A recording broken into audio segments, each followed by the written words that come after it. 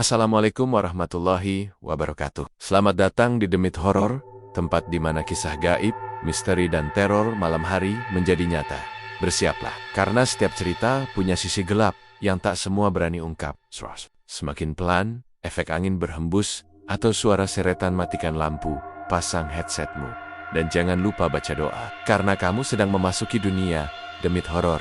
Di sebuah desa kecil di pinggiran Jawa Timur, hiduplah seorang wanita bernama Burini. Janda berusia 44 tahun. Suaminya meninggal 7 tahun lalu karena kecelakaan kerja di pabrik. Meninggalkan Burini bersama 2 orang anak, Doni, anak sulung, yang kini berusia 19 tahun dan sedang kuliah semester awal. Serta Rani, anak bungsu berusia 12 tahun yang masih duduk di bangku sekolah dasar untuk menghidupi keluarganya. Burini membuka warung nasi sederhana di depan rumahnya. Setiap pagi sebelum subuh, dia bangun, menanak nasi, menggoreng tempe, menyiapkan sambal, sayur asem, ayam goreng, dan sesekali menyuguhkan rawon jika ada uang lebih. Usahanya dulu cukup ramai, karena Burini dikenal ramah dan masakannya enak. Tapi sejak 3 bulan terakhir, warungnya mulai sepi. Ternyata, tepat di seberang jalan, seorang pria parubaya bernama Pak Susilo membuka warung soto. Bangunannya lebih besar, ada banner warna merah mencolok bertuliskan soto daging asli Pak Susilo, dan bahkan menyediakan kursi plastik berjejer rapi. Banyak warga desa yang awalnya pelanggan Burini beralih ke sana. Mereka bilang sotonya lebih murah dan kadang dikasih teh gratis. Burini mencoba bersabar. Ia tetap berjualan seperti biasa, meski penghasilannya makin hari makin menipis. Beberapa kali ia harus ngutang ke warung tetangga hanya untuk beli beras atau minyak. Bahkan ayam goreng yang biasanya jadi andalannya, kini hanya bisa disajikan seminggu sekali. Doni yang menyadari keadaan itu sempat menawarkan untuk berhenti kuliah dan bekerja di kota. Tapi Burini menolak keras. Ibu bisa cari cara lain. Kamu harus terus kuliah, Don. Masa depan kamu harus lebih baik dari ibu. Namun di balik ketegaran Burini, hatinya mulai goyah. Ia sering menatap warung seberang dengan perasaan iri, bahkan terkadang ada bisikan aneh di telinganya, seolah-olah menyuruhnya menyingkirkan pesaingnya. Tapi ia menggeleng, mencoba tetap waras, dan berdoa setiap malam. Suatu malam, setelah warungnya tutup, tanpa satupun pelanggan datang, Burini duduk di dapur sambil menangis pelan. Ia menatap tumpukan beras yang tinggal segenggam, dan minyak goreng dalam botol bekas air mineral. Di sampingnya, Rani sedang tidur memeluk tas sekolah yang robek talinya. Doni belum pulang dari kampus karena mengerjakan tugas kelompok. Saat itulah, terdengar ketukan halus di pintu belakang. Padahal biasanya tak ada siapapun yang datang dari belakang. Dengan ragu, Burini membukanya. Seorang lelaki tua berjubah hitam berdiri di sana. Matanya merah menyala seperti terbakar api, kulitnya keriput seperti sudah mati bertahun-tahun. Tapi anehnya, tubuhnya tidak bau busuk, malah beraroma dupa dan kemenyan. "Ibu butuh bantuan?" tanya lelaki itu dengan suara lirih, namun menusuk.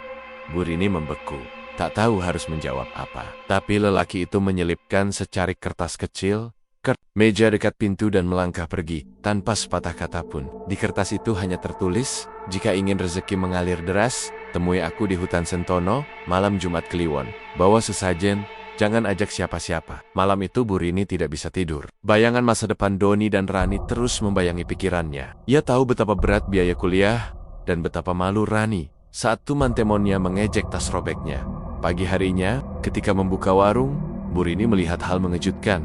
Seseorang telah memecahkan kaca jendela warungnya. Di bawah jendela itu ada bangkai ayam hitam tanpa kepala dan jejak darah mengarah ke jalan raya. Tak ada yang tahu siapa pelakunya.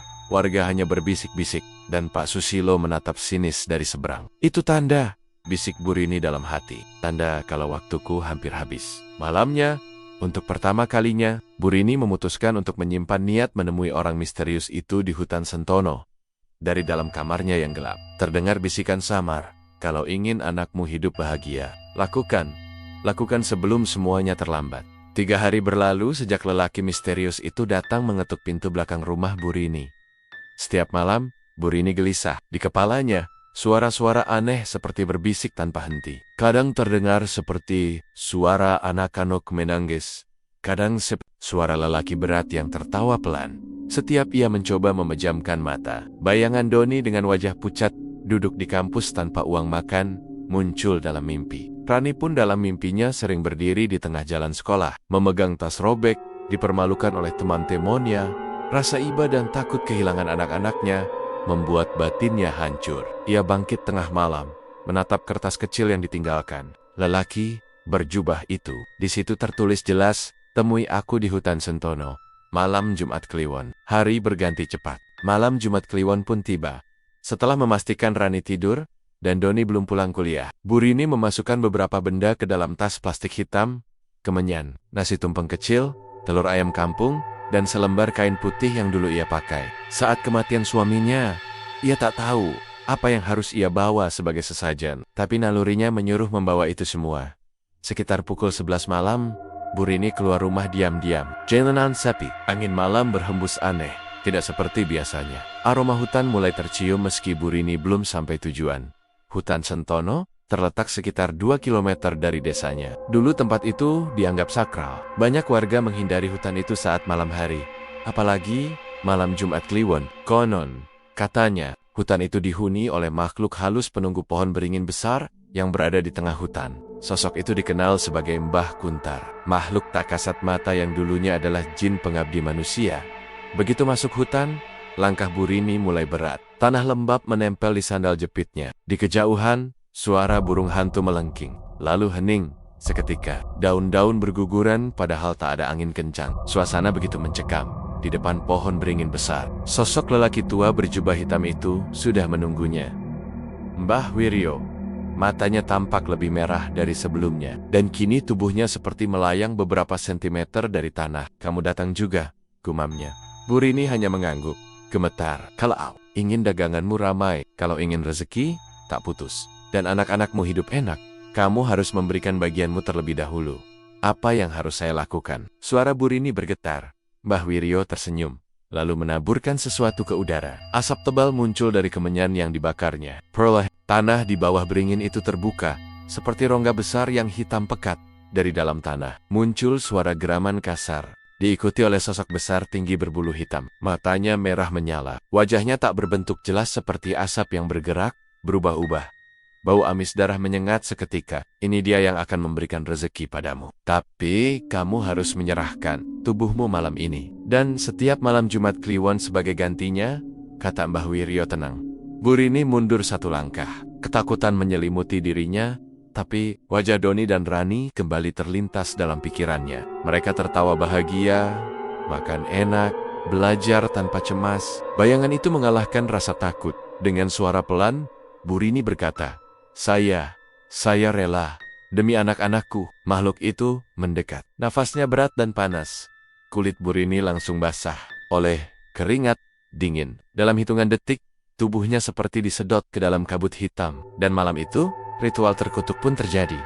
Ketika pagi menjelang, Bu Rini terbangun di bawah pohon beringin. Tubuhnya lemas, lututnya gemetar, dan perutnya terasa mual. Tapi di wajahnya ada senyum pahit. Tanpa banyak bicara, ia pulang ke rumah. Sepanjang perjalanan, kabut tidak juga hilang meski matahari sudah naik. Burung-burung tak berkicau. Dunia terasa asing. Begitu sampai rumah, ia mendapati Doni tertidur di depan pintu. Masih memakai jaket kuliahnya. Rani sudah bangun, duduk memandangi. Ibunya dengan mata penuh tanya. Ibu dari mana semalaman? Bu Rini tak menjawab. Ia hanya memeluk anak kenannya erat. Dalam hatinya, ia tahu. Ia bukan Bu Rini yang sama seperti kemarin malam. Sesuatu telah masuk ke dalam dirinya.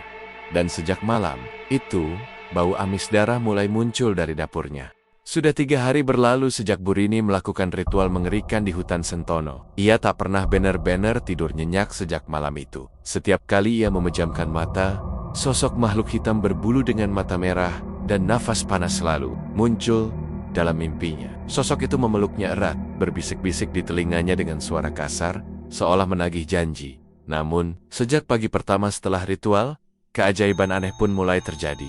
Warung nasi Bu Rini yang selama ini sepi, ramai. Bahkan sebelum ia sempat membuka pintu warung, sudah ada 3 orang pembeli berdiri menunggu di depan pagar. Bu, ada nasi uduk? Bu, sambalnya yang pedas kayak kemarin ya? Bu, soto rawonnya itu loh, enak banget. Bu Rini bingung. Ia bahkan tidak merasa pernah masak rawon sebelumnya. Tapi anehnya, di dapur tiba-tiba sudah ada panci besar berisi kuah rawon yang harum, lengkap dengan irisan daging dan daun bawang. Seolah-olah ada tangan tak kasat mata yang memasaknya untuk dia. Awalnya, Bu Rini ragu untuk menjual makanan yang tidak ia buat sendiri. Tapi ketika salah satu pelanggan mencium aroma rawon itu, matanya langsung berbinar. "Bu, ini yang saya cari. Masakanmu sekarang beda banget. Rasanya kayak bikin nagih." Sejak itu, pembeli datang berbondong-bondong. Warung kecil Bu Rini, yang tadinya sunyi kini penuh sesak setiap hari. Bahkan beberapa pelanggan dari desa lain ikut berdatangan. Mereka rela antre di bawah terik matahari hanya untuk mencicipi masakan Bu Rini. Namun, hal-hal aneh mulai terjadi. Di dapur, panci dan peralatan masak sering berpindah tempat sendiri. Kadang nasi matang sendiri, kadang lauk tiba-tiba muncul di penggorengan, padahal Bu Rini tidak merasa memasak apapun. Pernah suatu malam, saat Bu Rini mengecek dapur karena mencium bau amis, ia melihat bayangan hitam tinggi besar, berdiri di dekat matanya merah, dan tangannya sedang menggenggam kepala ayam mentah yang masih berdarah.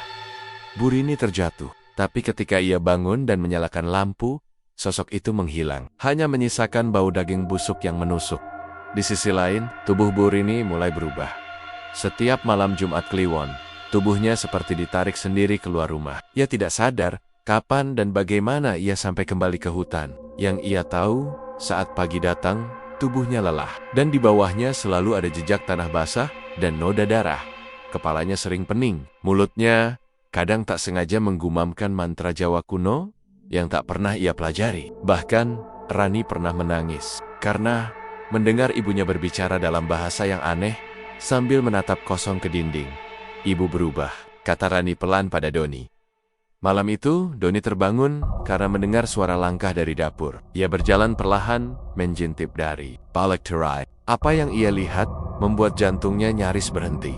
Bu Rini sedang berbicara dengan bayangan hitam besar di dapur. Suaranya parau, tidak seperti ibunya biasanya. Ia berkata pelan, "Aku sudah menepati janjiku, tapi jangan ganggu anak-anakku." "Peak," itu menjawab, tapi hanya berupa bisikan kasar dan desir angin yang membuat daun pintu bergoyang sendiri. Doni ketakutan, segera kembali ke kamarnya. Pura-pura tidur sambil menahan air mata. Keesokan paginya, Bu Rini bertingkah seolah tak ada yang terjadi. Ia menyapa Doni seperti biasa, bahkan membuatkan teh manis untuk sarapan. Tapi Doni Tehu, ibunya bukan lagi ibu yang dulu.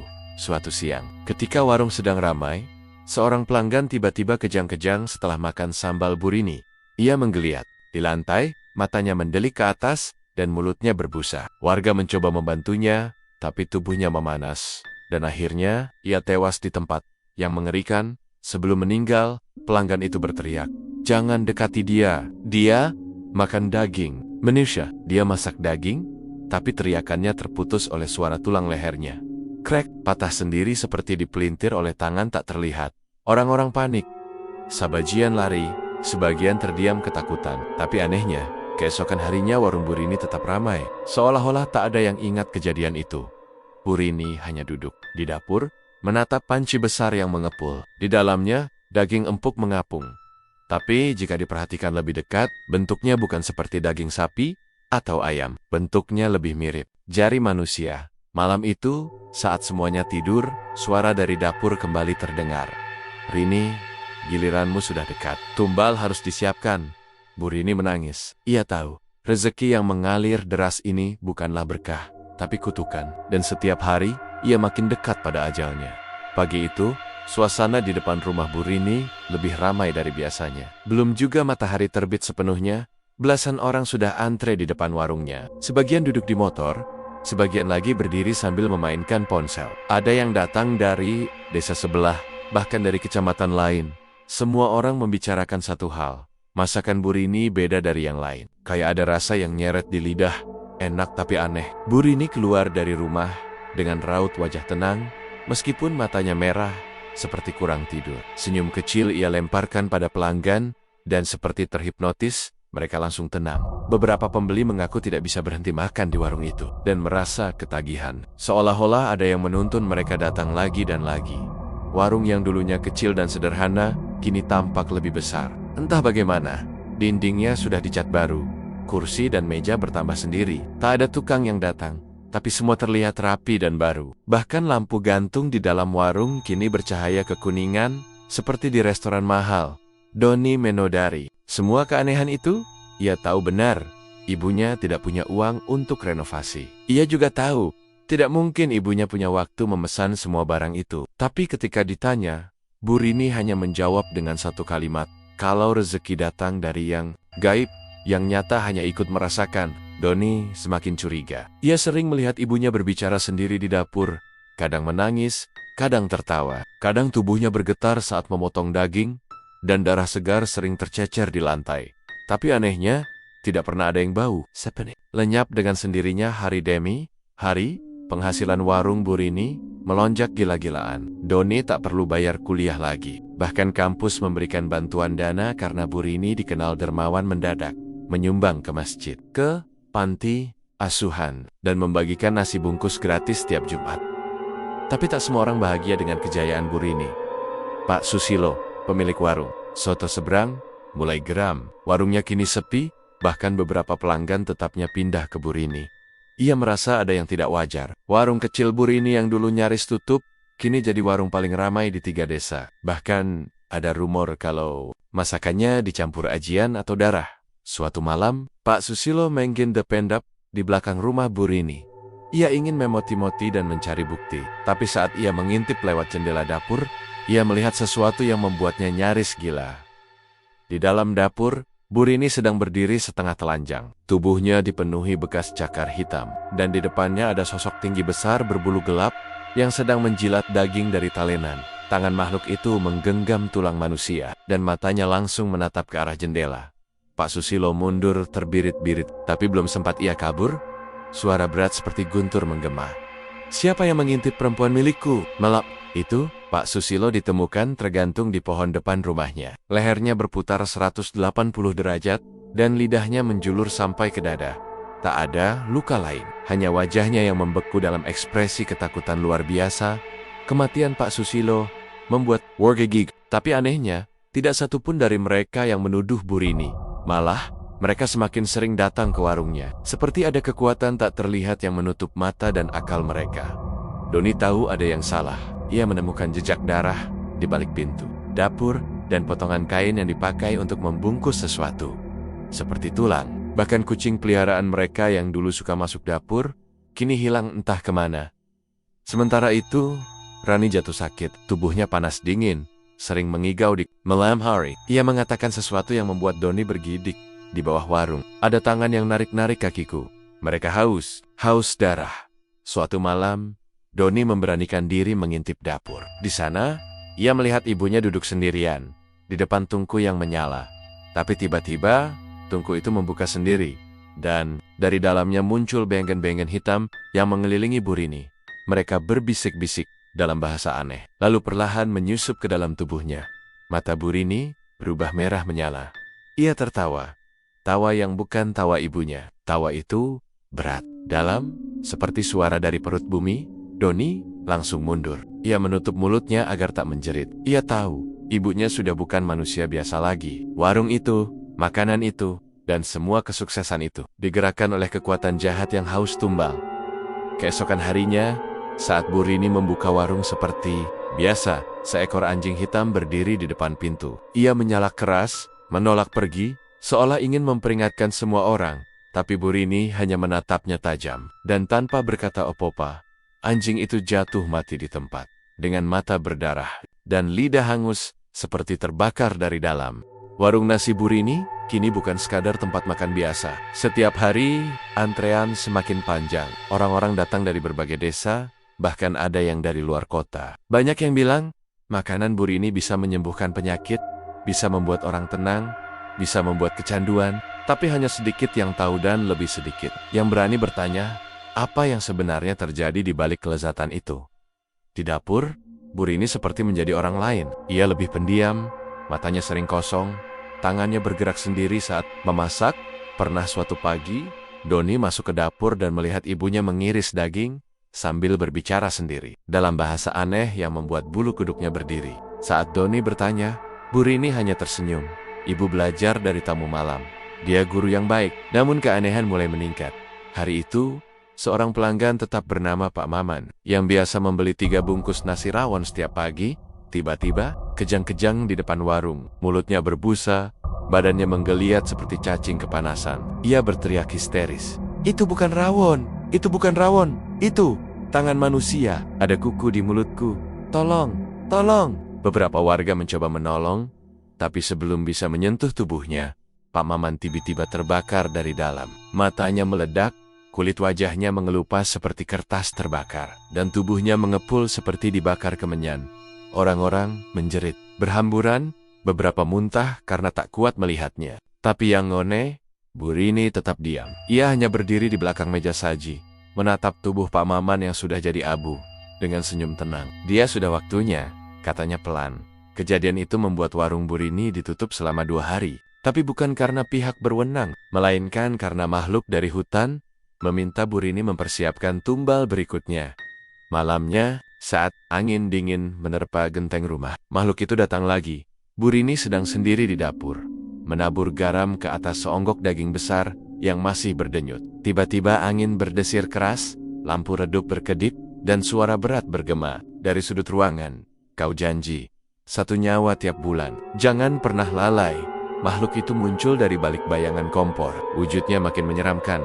Mata merah, tubuh lebih besar, dan kini membawa tongkat dari tulang manusia. Ia mendekat dan mengendus leher Bu Rini seperti binatang liar. Tumbal pertamamu sudah kuterima, tapi berikutnya harus darah muda.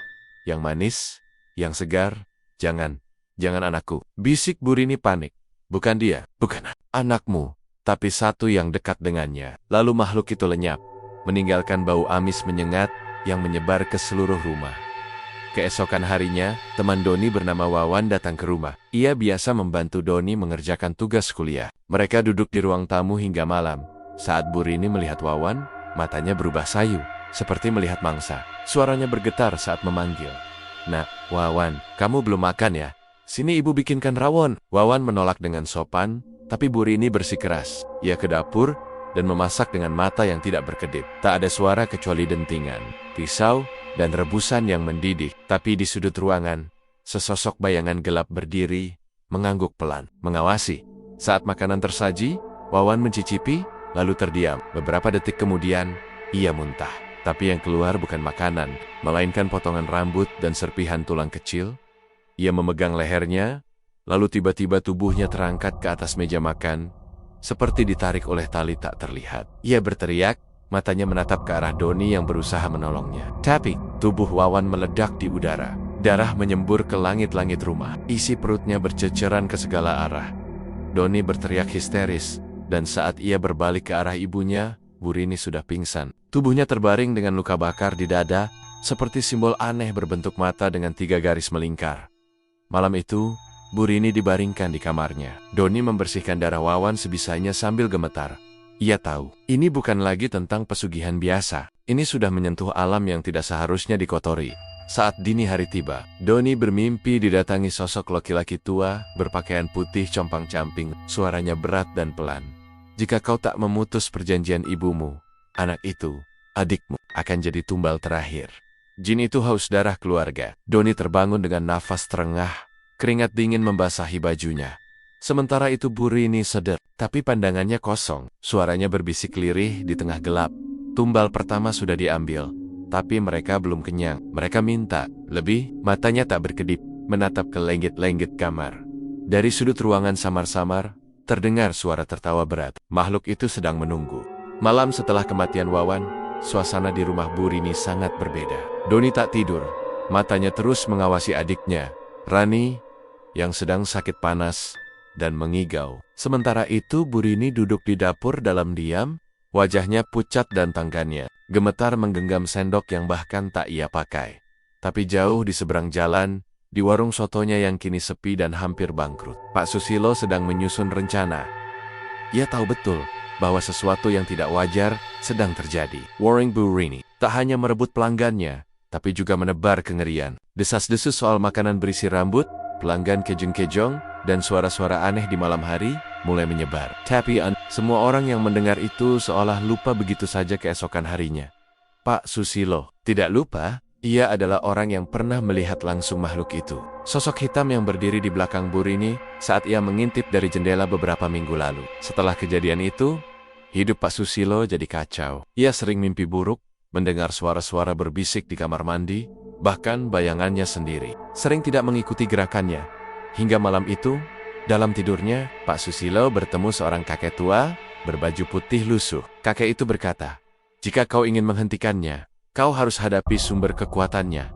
Hutan Sentono." Malam ini, bawa tubuh ayam hitam dan tanah dari warungnya. Pak Susilo bangkit, wajahnya penuh tekad. Dengan langkah pelan dan hati bergetar, ia menyelinap ke pekarangan belakang warung Burini, menggali sedikit tanah tepat di bawah jendela dapur, lalu menyembelih ayam hitam yang ia bawa. Darah ayam itu ia tampung dalam botol kecil. Ia tahu apa yang akan ia hadapi bukan manusia. Tengah malam, ia tiba di hutan Sentono. Di bawah pohon beringin besar, tempat ritual pesugihan dilakukan. Ia menabur tanah dan darah ayam di akar pohon itu, lalu menyalakan lilin hitam dan membacakan mantra pelindung yang diberikan. Kakek misterius dalam mimpinya, tapi ia tidak sendiri malam itu. Dari kegelapan, sosok makhluk hitam berbulu muncul. Tubuhnya kini jauh lebih besar, matanya menyala merah seperti bara api, dan dari mulutnya keluar lidah panjang berwarna hitam. "Berani sekali kau mengganggu perjanjianku." Suaranya berat, seolah menggema dari dalam tanah. Pak Susilo mengangkat botol darah ayam, melemparnya ke arah makhluk itu, dan berteriak, "Aku putuskan kekuatanmu. Kembalilah ke neraka tempatmu berasal." Tapi makhluk itu hanya tertawa. "Kau bukan siapa-siapa, dan tubuhmu akan jadi upeti malam ini." Seketika itu juga, akar pohon beringin menjulur keluar dari tanah, membelit tubuh Pak Susilo. Ia berteriak, mencoba melawan, tapi kekuatan akar itu tak tertandingi. Lehernya dipelintir, mulutnya dipaksa terbuka, dan dari dalam bayangan muncul makhluk kesel-kesil mirip lintah berwajah manusia, masuk ke dalam tubuhnya. Matanya membesar, lalu meledak. Tubuhnya tersedot masuk ke dalam tanah tanpa sisa. Hanya botol darah ayam yang pecah di atas akar yang tersisa di tempat itu. Keesokan paginya, warga menemukan warung Pak Susilo terbakar habis. Tak ada api yang tersisa, tak ada mayat, hanya abu hitam dan mangkuk soto yang pecah berkeping. Desa kembali sepi, tak ada yang membicarakan apapun. Tapi warung Burini justru semakin ramai. Yang aneh, kini di depan warung Burini berdiri papan besar bertuliskan, "Buka 24 jam. Warung Rini, selalu ada untuk Anda." Burini sendiri tidak keluar kamar selama 2 hari. Tubuhnya lemas, wajahnya pucat, dan dari mulutnya terus mengalir darah tipis setiap malam. Ia tahu tumbal kedua telah diambil. Makhluk itu menagih janji. Tapi tak cukup hanya 2 nyawa. Kini, bisikannya sudah mulai menyebut satu nama yang membuat jantung Burini nyaris berhenti. Saatnya, Rani. Doni yang diam-diam menyelidiki, menemukan kitab ritual lama milik Mbah Wiryo, dukun yang dulu membuka jalan pesugihan ibunya. Di dalam kitab itu tertulis jelas, setiap tumbal akan memperpanjang keberuntungan, tapi tiap 7 nyawa, 1 darah keturunan harus dikorbankan sebagai segel. Jika tidak, pemilik perjanjian akan diambil dalam keadaan hidup. Doni ketakutan. Ia tahu ibunya sudah membayar 2 tumbal, pelanggan yang tewas kejam. Dan Wawan, Pak Susilo jadi yang ketiga. Dan jika ini berlanjut, Rani akan jadi korban keempat darah keturunan yang akan dijadikan segel. Malamnya, Doni mengunci kamar Rani dan tidur di lantai di depan pintu. Tapi jam pagi, ia mendengar langkah kaki ibunya di lorong rumah. Pelan, menyeret, dan berhenti tepat di depan pintu kamar Rani. "Buka, Doni, ibu cuma mau lihat adikmu." Suara Burini terdengar berat dan parau. "Ibu, kalau ibu masih ibu, jangan lakukan ini," jawab Doni lirih, menahan tangis, hening sejenak. Lalu suara dari luar berubah. "Kalau kau halangi Chow yang aku ambil lebih dulu." Doni menahan napas. Di balik pintu, bayangan tinggi seperti bertanduk terlihat di balik cahaya lampu. Ia tahu, waktunya sudah hampir habis. Pagi itu, Burini duduk sendirian di kamar. Wajahnya pucat, matanya sembab karena tidak tidur semalaman. Bibirnya bergetar. Dalam dirinya sedang terjadi perang besar antara rasa bersalah sebagai seorang ibu dan kekuatan gelap yang makin hari makin menguasainya. Di dapur, Doni diam-diam mempersiapkan rencana. Ia menyembunyikan buku ritual warisan Mbah Wiryo di bawah lantai kayu, tepat di tempat di mana dulu ibunya sering melamun dan membakar kemenyan saat tengah malam. Ia tahu, waktunya sudah mepet. Sementara itu, Rani masih terbaring di kamar. Demamnya belum turun, tapi yang aneh, tubuhnya mulai penuh bintik hitam yang menyebar dari ujung kaki ke leher. Seperti luka terbakar kecil, namun tidak terasa panas. Justru dengan pukul 11 malam Burini tiba-tiba berdiri dari tempat tidur. Wajahnya kosong, matanya memutih, tubuhnya melayang pelan, dari kamar ke lorong rumah menuju kamar Rani. Tapi begitu tangan dinginnya menyentuh gagang pintu, Doni meloncat dari belakang dan menarik tubuh ibunya. "Jangan, Bu!" teriak Doni sambil menangis, menahan tubuh ibunya yang kini semakin berat dan dingin seperti mayat. Bu Rini menggeliat, matanya hitam legam, dan dari mulutnya keluar suara bukan suara manusia. "Ini sudah waktunya. Dia milikku." Tiba-tiba, lampu rumah padam. Rumah menjadi gelap gulita. Dari atap terdengar suara duk, duk, duk. Seperti ada yang merangkak cepat. Dan dari pojok ruang tengah, muncul bayangan hitam besar, bertanduk, dan memiliki wajah mirip anjing tapi bertaring seperti buaya. Makhluk itu merayap di langit-langit. Matanya merah menyala, mengarah ke kamar Rani. Doni buru-buru membuka lembaran kitab ritual, membaca salah satu bagian penting. Jika perjanjian hendak dibatalkan, darah pemilik harus ditumpahkan di tempat. Pertama, ritual dimulai, maka makhluk tidak akan bisa menyentuh darah keturunan, dan pemilik akan dibebaskan, meski dengan nyawa sebagai bayarannya. Mata Doni membelalak. Tempat pertama ritual, hutan Sentono. Dan itu berarti ibunya harus kembali ke tempat perjanjian dibuat, dan mengorbankan dirinya sendiri. Doni menatap ibunya. Bu Rini mulai sadar, air matanya mengalir deras. Tangan Doni yang berlumur darah karena sempat tergores saat menariknya tadi.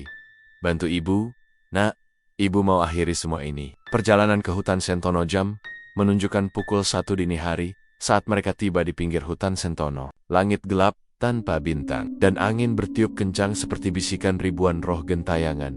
Di tengah hutan, mereka mendengar suara tangisan, lalu tawa, lalu teriakan keras yang tiba-tiba hening. Bu Rini menggigil, tapi ia tetap melangkah, maju dengan Doni yang memegang kitab di tangannya. Sesampainya di bawah pohon beringin tua tempat ia dulu melakukan pesugihan, tanah mulai bergetar. Akar-akar pohon menjulur keluar, dan dari dalam lubang besar, makhluk itu muncul lagi lebih besar, lebih mengerikan, dan kini bersayap. "Kau mau lari dari perjanjian, Rini?" Suaranya berat, disertai dentuman seperti genderang perang. Bu Rini maju perlahan. Di tangannya, sebilah keris kecil warisan almarhum suaminya dulu. Ia berdiri tepat di tengah lingkaran darah ayam hitam yang dulu digunakan saat ritual pertama. "Ambil aku, tapi lepaskan anakku," katanya pelan, tapi tegas. Makhluk itu tertawa. "Aku akan ambil semuanya, kau, anakmu, dan jiwamu." Tapi Bu Rini tak gentar. Ia membacakan satu kalimat dari kitab ritual dengan suara lantang. "Aku putuskan sumpahku, kutukanku, dan perjanjianku." Lalu tanpa ragu, ia menikamkan keris ke perutnya sendiri. Dera menyembur deras membasahi tanah. Tanah itu langsung membara, dan makhluk itu mengeluarkan jeritan keras. "Teidaka!" Akar-akar pohon membakar dirinya sendiri. Langit berubah merah. Makhluk itu menggelepar. Tubuhnya perlahan retak, dan akhirnya pecah menjadi abu. Bu Rini jatuh ke tanah. Tubuhnya lemas, tapi senyum tipis muncul di wajahnya. Doni memeluk ibunya sambil menangis. "Ibu, maafin Doni. Kalau Doni tahu semua ini sejak awal." Bu Rini menatapnya dengan lembut. "Jaga adikmu. Jangan biarkan siapapun menempuh jalan ini lagi." Dan napas terakhirnya pun habis. Tubuh Bu Rini perlahan membeku, lalu berubah menjadi batu arang. Hitam yang retak dan pecah, tertiup angin. Keesokan harinya Doni membawa pulang kitab ritual dan membakarnya di halaman belakang.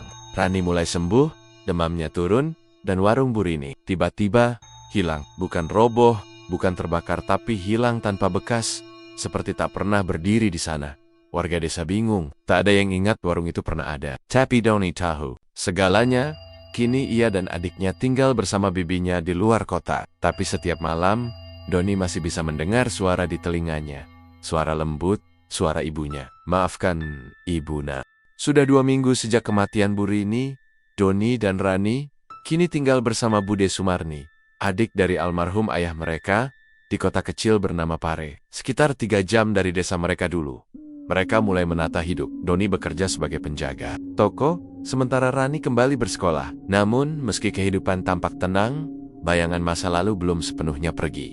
Setiap malam, Doni bermimpi buruk. Dalam mimpinya, ia melihat ibunya duduk di warung lamanya. Namun kini wajahnya rusak, matanya putih, dan tubuhnya berlumur darah. Ibu Rini tidak bicara, hanya menatapnya dalam-dalam sambil menangis darah.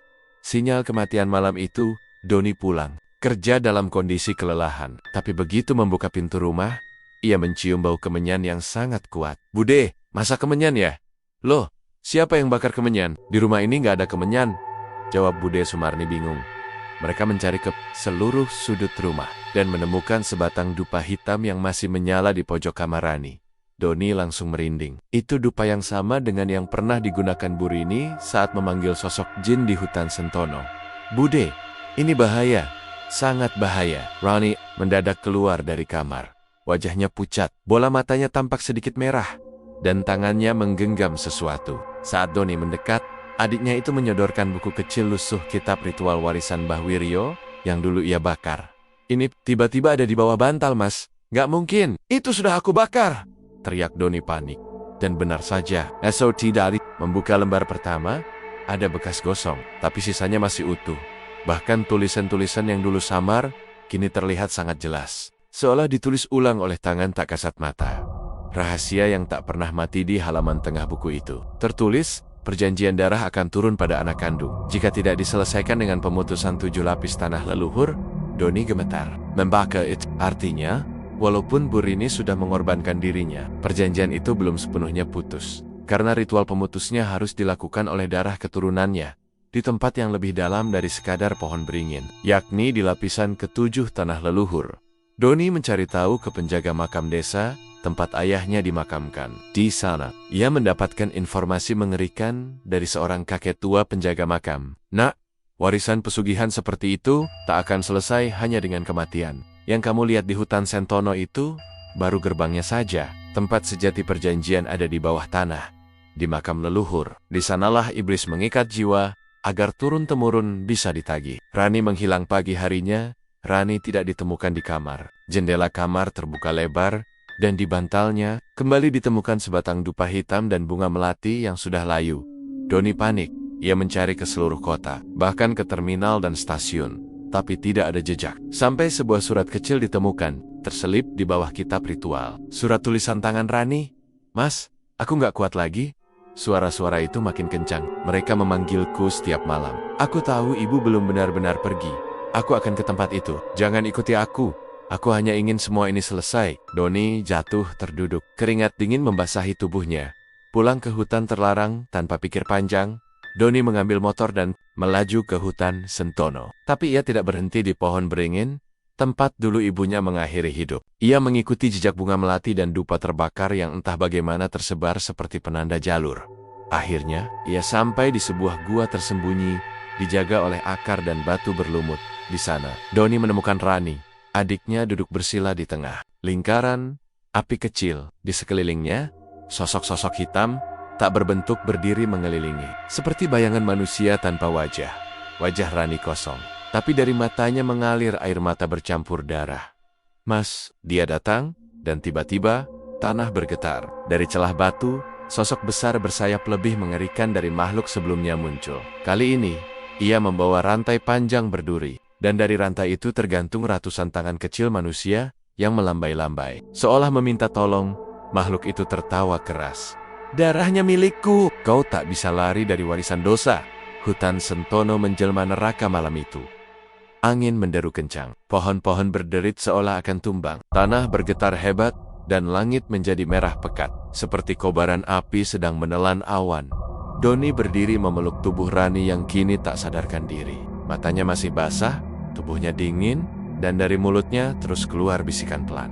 Aku milik dia, aku milik dia. Dari balik kegelapan, makhluk besar itu iblis, penjaga perjanjian pesugihan makin mendekat. Sayapnya mengembang, seperti kelelawar raksasa.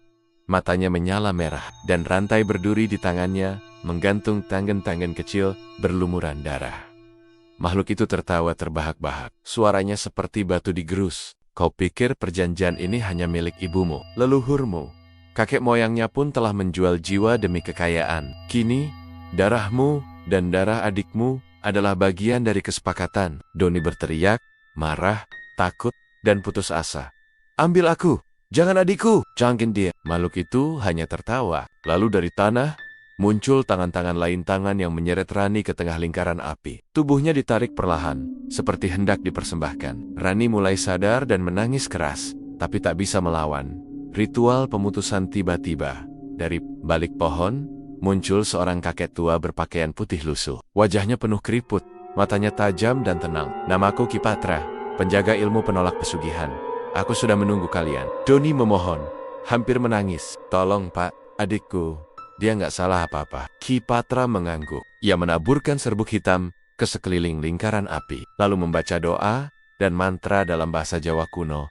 Pesugihan turun-temurun hanya bisa diputus jika darah keturunan bersatu. Dalam pengorbanan tanpa pamrih, Ki Patra memberi Doni, Caris Castle. "Kau harus memilih, membunuh adikmu agar perjanjian putus, atau kau sendiri mengorbankan jiwa dan ragamu. Tapi ingat, hanya satu nyawa yang bisa menyegel perjanjian ini selamanya." Doni mematung, tangannya gemetar. Keris itu berat, bukan karena besinya, tapi karena beban keputusan. Ia menatap Rani, adik satu-satunya, gadis polos yang tidak tahu apa-apa tentang perjanjian gelap itu. "Tidak, tidak, aku tidak akan bunuh adikku." Dengan sekuat tenaga, Doni memeluk Rani dan menancapkan keris itu ke dadanya sendiri. Darah menyembur. Tubuh Doni bergetar, tapi ia tersenyum, memandang Rani sambil berbisik, "Kamu harus hidup, Ron. Kamu harus bahagia. Jangan pernah ulangi kesalahan ibu." Tubuh Doni jatuh. Nyawanya menguap. Langit mendadak bergemuruh. Makhluk itu meraung keras. Rantai di tangannya putus, tangan-tangan kecil terbakar. Sayapnya mulai meleleh, dan tubuhnya runtuh menjadi debu. Lingkaran api padam. Tanah berhenti bergetar. Dan Rani menangis sekencang-kencangnya sambil memeluk tubuh kakaknya yang kini dingin. Setahun kemudian, Rani kini tinggal di Yogyakarta. Ayah melanjutkan sekolahnya dengan beasiswa dari pemerintah. Karena kisah perjuangannya viral, warung nasi peninggalan ibunya dibiarkan kosong, ditutup rapat, dan tidak pernah dibuka kembali. Beberapa warga yang mencoba mendekat, mendengar suara orang menangis dan aroma kemenyan yang muncul tiba-tiba. Mereka menyebut tempat itu sekarang sebagai warung setan Rini konon. Jika kau berdiri di depannya tengah malam dan memanggil nama Doni, akan terdengar suara lelaki menjawab pelan, "Jangan ulangi dosa ibu kami."